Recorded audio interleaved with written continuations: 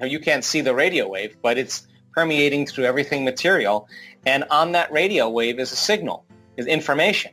And the radio dial or the antenna, you acts as a transducer, or a TV antenna acts as a transducer and takes that frequency and turns it into a picture. So then when you're tapping into information from the field, certain latent aspects of your brain act as a transducer, and you will take that information and your brain will turn it into imagery, and that's called a download or an upgrade. People are starting to connect to that field of information, and they're having very significant inner experiences that we've actually been able to predict now. In fact, we now know when it's going to happen. So you're always sending and receiving light and information all the time. You can create a field that is very dissonant, very incoherent, static, that's not a clear signal. So the effects that you produce in sending that information have less effects on the nature of reality than when your brain and heart are coherent. So when your brain is coherent, all the compartments that usually are subdivided are resonating in some type of harmony and some type of order. When your heart is coherent, the rhythm of the heart is producing that measurable field. So in order for you to affect matter, you have to combine a clear intention, a coherent brain, with an elevated emotion, a heart-centered feeling. This is the center of oneness. This is the center of wholeness. This is where our divinity starts. This is the union of polarity, the union of opposites. This is where it all comes together. And when you get it, and when you get that energy right here, it happens, and we've measured this. Once it's here, it's going to go all the way to the brain. It's going to act as an amplifier to amplify the brain.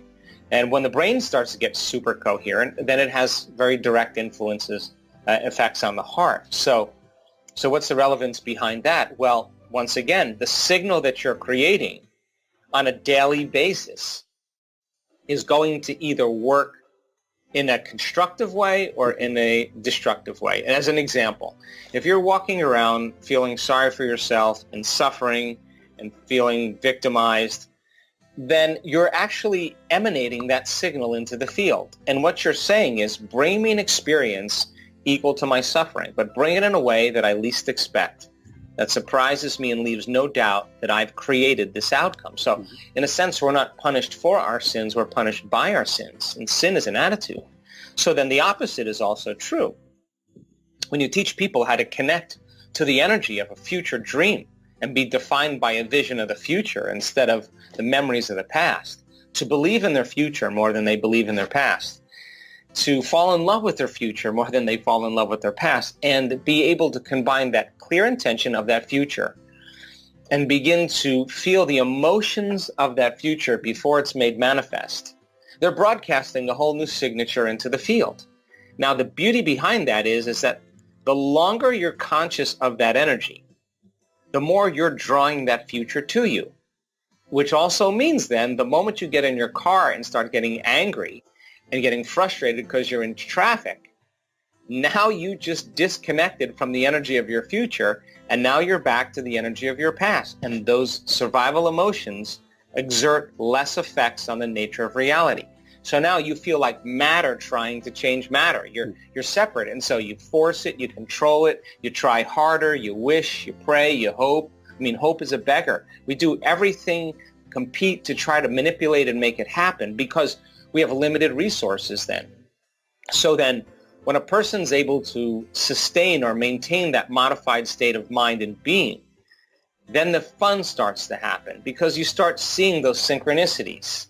You start seeing those coincidences, those opportunities, those unknowns, those things start falling out of nowhere because you are connected to that field of information. And not only are you connected to it, but you're also beginning to influence it. So then more and more people are creating now, and less people are experiencing the state of being called being a victim. So then if you're a victim, then you would say, I was angry because of traffic. Well, then I would say to you, well, you mean your outer world was controlling how you think and feel. Some circumstance, some person, something in your outer world is actually controlling your feelings and thoughts. That means you're a victim to those circumstances.